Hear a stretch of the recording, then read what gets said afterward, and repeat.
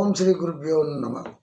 శ్రీ విశ్వావసు నామ సంవత్సరం మార్గశిర మాసం డిసెంబర్ నెలలో మీనరాశి వారికి ఏ విధంగా ఉంది? మీనానికి అధిపతి అయినటువంటి గురుడు 4వ ఇంట్లో ఉన్నాడు, అదొక ప్లస్ పాయింట్. కానీ మీనంలో ఏళ్ళని శని ప్రభావం ఉంది. శని ప్రభావం ఉన్న గురుబలం ఉంది కాబట్టి ఇక్కడ శని ప్రభావం ఉన్న గురుబలం ఉంది. భాగ్యస్థానంలో బుధుడు ఉన్నాడు. అలాగే మనకి అష్టమ శుక్రుడు, ఇదొక చాలా మైనస్ పాయింట్ ఉందండి. ఈ మీనరాశి వారికి అష్టమ శుక్రుడు ఏంటంటే ఆరోగ్యరీత్యా ఇబ్బంది పెట్టే అవకాశం ఉంది. ఆరోగ్యరీత్యా ఇబ్బంది పెట్టడం, ఉన్నదానాన్ని ఖర్చు పెట్టడం, అప్పు చేయడం, ఇలాగే ఇబ్బందులు అవుతుంటాయి. ఎక్కువగా ఆరోగ్యం మీద చాలా జాగ్రత్తగా చూసుకోవాలి. ఎందుకంటే ఇది ఈ నెల ఇప్పుడు జన్మంలో శని కాబట్టి ఎండ అనమాట. ఇక్కడి నుంచి మేషంలోకి వెళ్ళిపోతే ఇక్కడ వదిలేస్తుంది. మేషానికి ఇప్పుడు 1000 మంది ఉన్నారు, మీనానికి జనం మంది ఉన్నాడు. కాబట్టి ఈ 30 నెలల కాలంలో ఇంచుమించు 15 మాసాలు అయిపోయింది. ఇంకో 15-16 మాసాలు ఉంటుంది. కాబట్టి ఈ మాసాల్లో కొంచెం జాగ్రత్తగా చూసుకోవాలి. అందులో మార్గశిర మాసంలో శుక్రుడు మారినంత వరకు, శుక్రుడు యోగదాయకమైనటువంటి శుక్రుడే కొద్దిగా మన ఆరోగ్య రీత్యా కొన్ని ఇబ్బంది పెడుతుంటాడు. శనికి శుక్రుడికి కొద్దిగా శని అంతర్దశలో శుక్రుడు వచ్చినా, శుక్రుడు అంతర్దశలో శని వచ్చినా అది మనం చాలా జాగ్రత్తగా ఉండాలని చెప్తాం, అర్థం చేసుకుంటారని. అంచేత ఇక్కడ మనకి ఎవరైనా సరే వాళ్ళ గోచారంలో మాట శని మహాదశ నడుస్తున్నా, జన్మత అంటే శని మహాదశ నడుస్తున్నా, ఆ శనిలో అంతర్దశ శుక్రుడు ఉన్నా, లేదా శుక్ర మహాదశి ఉండి అంతర్దశలో శని ఉన్నా ఆలు కొద్దిగా జాగ్రత్తలు తీసుకోవాల్సిన పరిస్థితి ఉన్నది. చాలా జాగ్రత్త అవసరం. మీనరాశి వారికి ఉబలాటం ఎక్కువ, ఆరాటం ఎక్కువ, పోరాటం తక్కువ. వాళ్ళు పోరాడే శక్తి లేదు, ఏదే శక్తి లేదు. చేపకి ఎంతవరకు ఈదుతుంది? ఆ గేలం దొరికిందనుకో, చేప గేలం తప్పించి చేప మహారాజు, నీటిలో మహారాజే. గుమిగూడి వెళ్తే అన్నీ ఒకసారి వల్ల పడిపోతాయి. ఒక్కరిగా సింగిల్గా ప్రయాణం చేయలేవు. నలుగురిలో కలుపుకుంటూ గుంపులుగా వెళ్ళలేదు, ప్రయాణం చేస్తుంది. అలిసినంత వరకు కూడా పోరాటం చేస్తుంది.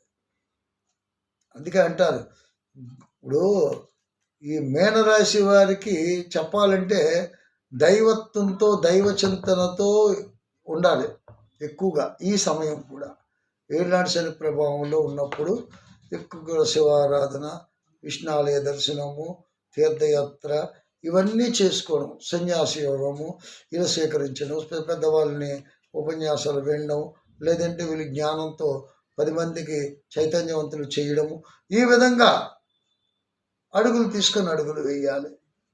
అయితే ఇప్పుడు అవివాహితులైనటువంటి స్త్రీలు ఉన్నారు, వాళ్ళకి దగ్గరగా వచ్చి సంబంధాలు పోతాయి, మంచి అందంగా ఉంటారు. ఇంట్లో మీనరాశిలో ఉన్నటువంటి వాళ్ళు, స్త్రీలు కానీ పురుషులు కానీ మంచి, అంటే వాళ్ళకి ఉన్నటువంటి అనకూడదు కానీ తెలివితేటలు తగ్గ అందము, శరీర ఆకృతి కలిసి ఉంటాయి. ఇది శాస్త్ర సమ్మేతం. నువ్వు నేను చెప్పింది మరుగుజ్జి రూపం ఉండదు ఈ నక్షత్రానికి. వీళ్ళకేముందంటే ఒక 6 అడుగులు, అమ్మాయి అయితే 5.5, 5 పైన 5 నుంచి 6 ఈ రేట్లో దృఢమైన మంచి అవయవాలు, అన్ని రూప సౌందర్యం అంతా కలిపి ఉంటుంది ఈ మీనరాశి అంటే. మీనరాశిలో ఆడవాళ్ళు చాలా మంచి రూపులావణ్యాలతో ఉంటారు. హృదయం కూడా అంతే విధంగా ఉంటుంది, కఠినంగా హృదయం ఉండదు, మంచి విశాలమైన హృదయం. ఇందులోనే ఎవరైతే ఉపన్యాసాన్ని ఇచ్చినటువంటి ఆధ్యాత్మిక చింతన కలిగినటువంటి గురుదేవుళ్ళు ఉన్నారో వాళ్ళు భగవంతు స్వరూపులు లాంటి. ఏది ఏవైనా సరే కష్టానికి నిలదొక్కుంటున్నారు, పైకి చెప్పుకోలేనటువంటి బాధని దిగముందుకొని ముందుకు వెళ్తున్నారనే చెప్పచ్చు. స్త్రీలు కానీ పురుషులు కానీ ఈ మీనరాశిలో ఉన్నటువంటి వాళ్ళు ధైర్యంతో వాళ్ళు అడుగు ముందుకు వేస్తున్నారు. అలాగే ఆరోగ్యం మీద అశ్రద్ధ పనికిరాదు. చిన్నదైనా పెద్దగానే మనం చెయ్యాలి. పర్వాలేదులే తగ్గిపోతుంది. చిన్న శ్లేష్మం కదా! శ్లేష్మం ఎలా పోతుంది అంటే, ఆ శ్లేష్మం చాలా పెద్దదైపోతుంది. కాబట్టి అశ్రద్ధ పనికిరాదు. ఇంకొకటి ఏంటంటే 1000 మంది రాహు ఎక్కడైనా చీకట్లోని, ఆటిలోని, గుట్టల్లోని, ఆటిలోని ఏదైనా ప్రయాణాలు చేసేటప్పుడు చాలా జాగ్రత్తము. నటకదారి ప్రయాణం కూడా చాలా రైతాంగానికి కూడా చెప్తున్నాను. అయ్యా రైతు సోదరులారా, మీరు అక్కడ గుట్టలంట అక్కడంట నడిచి వెళ్తున్నప్పుడు చేస్తున్నప్పుడు ఇక్కడ రాహు 1000 మంది ఉన్నాడు కాబట్టి పాకెటి జంతువులు తొండ అవ్వచ్చు, పాము అవ్వచ్చు, ఏదంటే అవ్వచ్చు, లేదంటే 4 కాళ్ళు కుక్క అవ్వచ్చు, ఏదైనా సరే ప్రమాదానికి గురి అవకాశం ఉన్నది. చాలా జాగ్రత్త అవసరము. చాలా ఇంపార్టెంటు. ఇది మాత్రం దృష్టిలో పెట్టుకోండి. ఎవరు మీకు ఇంతదిగా చెప్పరు. ఎందుకంటే ఓ చేతిలో కర్ర ఉండడం మంచిది. చేతిలో వాకింగ్ వెళ్ళే వాళ్ళకి కానీ, ఆ తర్వాత ఇక్కడ రైతులు పొలాలంట, పల్లెటూర్లంట, గట్లంట వెళ్తున్నప్పుడు కానీ జాగ్రత్తగా చూసుకుంటూ వెళ్ళడం చాలా ముఖ్యము.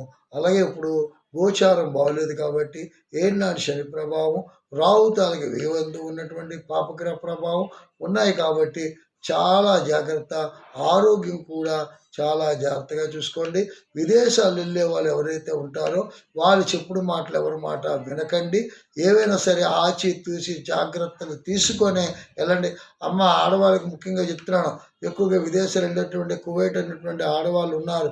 కానీ తొందరపాటు పనికిరాదమ్మా. ఎవరైనా సరే సరైనటువంటి నిర్ణయాలు తీసుకొని అక్కడ ఉన్నటువంటి పరిస్థితులు తెలుసుకొని, కొత్త వాళ్ళైతే పాత వాళ్ళైతే పర్వాలేదు, వాళ్ళకి అలవాటే కాబట్టి అన్నీ చేసుకొని వస్తున్నారు. కొత్త వాళ్ళు వెళ్ళేవాళ్ళు ఎవరు మాయ మాటలో పడిపోకండి.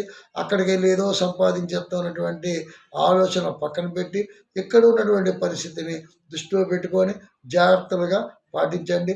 అలాగే మొక్కరు వాళ్ళు, ఇంజనీరింగ్ చేసేవాళ్ళు ఎవరైనా విదేశాలు వెళ్తున్నప్పుడు వీసాలు వస్తున్నప్పుడు కూడా అక్కడ ఉన్నటువంటి ప్లేస్మెంట్ ఎలాంటిదో మంచి ఏటో చెడ్డ ఏటో ఆచితూచి జాగ్రత్తగా ధనం మూలం మిథున జగత్తు డబ్బు వదులుకొని వెళ్తున్నాం, అప్పు చేసుకొని వెళ్తున్నాం. చాలా జాగ్రత్త అవసరం.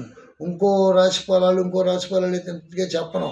మీన రాశిలో ఉన్నటువంటి వాళ్ళకి ధనము తస్కరింపబడే పరిస్థితి ఎక్కువగా ఉంది. చేయి జారిపోతుంది. మీ డబ్బుని ఎగ్గొట్టే వాళ్ళు కూడా ఎక్కువైపోతారు. మీ దగ్గర అప్పు తీసుకున్న వాళ్ళు కూడా మీకు తిరిగి ఎవరు. మీరు ఎవరైతే ఎవరి దగ్గరైనా సరే ఏమైనా చేయబోదని తీసుకున్నట్టుగైతే మీకు పేగ మీద వచ్చి కూర్చుంటారు. మీ పరుగు తీయడానికి కూడా వెనకాడరు.